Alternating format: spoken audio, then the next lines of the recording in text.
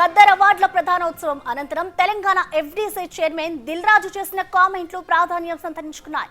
ప్రభుత్వం ఏవైనా అవార్డులు ఇస్తే నటీనటులు ఖచ్చితంగా వచ్చి తీసుకోవాలని ఆయన చెప్పడం ప్రాధాన్యం సంతరించుకుంది. అంతేకాదు ఏ స్టేట్ వాళ్ళైనా షూటింగ్ లో ఉన్నా మరెక్కడ ఉన్నా ఈవెంట్కు వచ్చి అవార్డులు స్వీకరించాలి అని ఆయన కామెంట్ చేయడం ఇటు టాలీవుడ్ లో హాట్ టాపిక్ గా మారింది.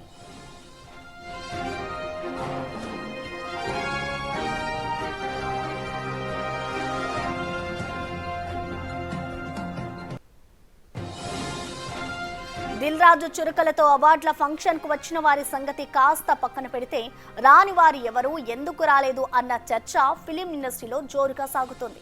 ఈ నేపథ్యంలో అవార్డుల అంశాన్ని ఓసారి పరిశీలిస్తే 2024 సంవత్సరానికి సంబంధించి అన్ని విభాగాలకు పురస్కారాలు అందించారు. ఇక 2014 నుంచి 2013 వరకు ఏడాదికి 3 సినిమాలను ఉత్తమ చిత్రాలుగా ఎంపిక చేశారు.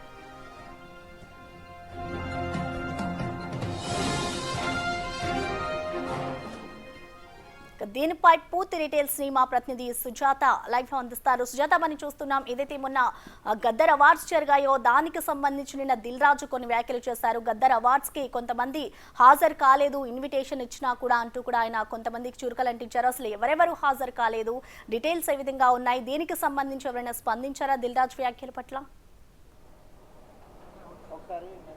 ప్రసన్న, తెలంగాణ రాష్ట్ర ప్రభుత్వం ఎంతో ప్రతిష్టాత్మకంగా నిర్వహించినటువంటి గద్దర్ సినీ అవార్డ్స్కి సంబంధించి గతంలో 2014 ముందున అటు నంది అవార్డ్స్ని ప్రకటించి సినిమా ఇండస్ట్రీకి సంబంధించినటువంటి వాళ్ళకి ఒక సినిమాలో ఉన్నటువంటి నటికి కానీ నటుడు లేదు అనంటే డైరెక్టర్ దర్శకుడికి ఉత్తమ అవార్డుని మాత్రమే ఇచ్చేది అటు నంది అవార్డ్స్కి సంబంధించి. అలాగే ఏ అవార్డ్స్ అయినా సరే ప్రధానంగా సినిమా ఇండస్ట్రీకి సంబంధించి ఒక సినిమాలో యాక్ట్ చేసినటువంటి వాళ్ళకి ఉత్తమ అవార్డుని ప్రకటించేది ప్రభుత్వం. కానీ తెలంగాణ రాష్ట్ర ప్రభుత్వం ఏర్పడిన తర్వాత అంటే 2014 నుంచి 2023 వరకు ఎలాంటి అవార్డులు అనేది సినీ ఇండస్ట్రీకి సంబంధించి రాష్ట్ర ప్రభుత్వం నుంచి దక్కలేదు. అయితే సినీ ఇండస్ట్రీకి సంబంధించి ప్రోత్సాహం అందించాలి, వాళ్ళకి ఎప్పటికప్పుడు ఆదుకుంటూ ఉండాలి, సినీ ఇండస్ట్రీని కూడా తెలంగాణ రాష్ట్రంలో ప్రాధాన్యత ఇస్తూ అటు బాలీవుడ్ కూడా ఏదైనా సినీ షూటింగ్స్ ఉన్నా లేదు అంటే యాక్టర్స్ అయినా ఇక్కడికి వచ్చేటువంటి ప్రాధాన్యత ఇవ్వాలి అని చెప్పేసి తెలంగాణ రాష్ట్రంలో కాంగ్రెస్ ప్రభుత్వం ఏర్పడిన తర్వాత అటు సినీ ఇండస్ట్రీకి సంబంధించి కూడా వాళ్ళకి మాట ఇవ్వడం జరిగింది. ఆ తర్వాత ఎప్పటికప్పుడు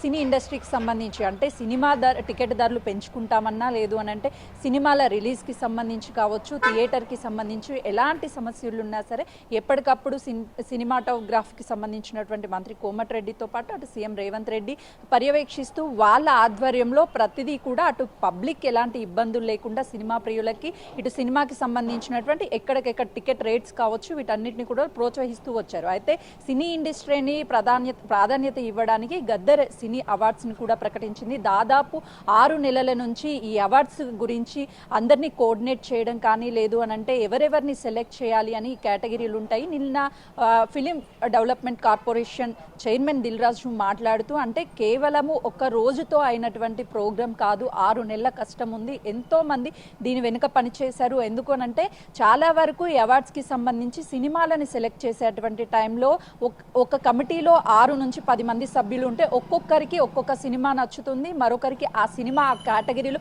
ఉండకపోవచ్చు. ఇలా అందరినీ కూడా సినిమాలని అన్నీ కూడా కోఆర్డినేట్ చేసుకుంటూ సినిమా కేటగిరీలను ఎన్నిక చేయడంతో పాటు అందులో ఉత్తమ నటి, నటుడు, దర్శకుడు, డైరెక్టర్ అంటే 4 అవార్డులను ఒక సినిమాకి ప్రకటించడం మొట్టమొదటిసారి తెలంగాణ రాష్ట్రంలో గద్దర్ సినీ అవార్డ్సే ప్రకటించింది అన్నదానికి ఇది ఒక స్పష్టంగా తెలుస్తుంది. అయితే ఈ సినిమాకి సంబంధించినటువంటి వాళ్ళల్లో అటు నాగార్జున కావచ్చు, చిరంజీవి, ప్రభాస్, మహేష్ ఇలాంటి వాళ్ళు కొంతమేరకు వీళ్ళకి అవార్డ్స్ ప్రకటించినప్పటికీ కూడా వాళ్ళు రాకపోవడం వెనుక కొంతమేరకు దిల్ రాజు సీరియస్ అయ్యారు. మన ఇండస్ట్రీకి సంబంధించి ఎలాంటి ఇబ్బందులు ఉన్నా సినిమా టికెట్స్ ధరలు కావాలంటే సీఎం దగ్గరికి వెళ్ళి మాట్లాడతాం, లేకపోతే సినిమాటోగ్రఫీకి సంబంధించినటువంటి మంత్రి కోమటిరెడ్డి దగ్గరికి వెళ్ళి మాట్లాడతాము. కానీ ఎవరు రాకపోవడము ఎంత బిజీగా ఉన్నా సరే షెడ్యూల్ ముందే తెలుస్తుంది. కాబట్టి ఖచ్చితంగా అవార్డ్స్ ఫంక్షన్స్కి వచ్చి అవార్డ్స్ తీసుకోవాల్సినటువంటి బాధ్యత ఉంది. రాష్ట్ర ప్రభుత్వం మనల్ని గుర్తించింది. ప్రభుత్వం ఇచ్చేటువంటి ఈ అవార్డులను ఎవరూ మిస్ అవ్వద్దు, మరోసారి ఇలాంటివి రిపీట్ కావద్దని కూడా అటు మాట్లాడినటువంటి సిచ్యువేషన్ ఉంది. Prasanna, right, thank you Sujatha. మనం చూస్తున్నాం ఇటు గద్దర్ అవార్డుల అనంతరం కూడా అటు దిల్ రాజు స్పందించారు. ఇటు ఎవరైతే అవార్డులకి సంబంధించి ఇన్విటేషన్ ఇచ్చినా కూడా రాలేదో వారిపై అయితే ఆయన చురుకలంటించిన పరిస్థితి కనిపిస్తుంది.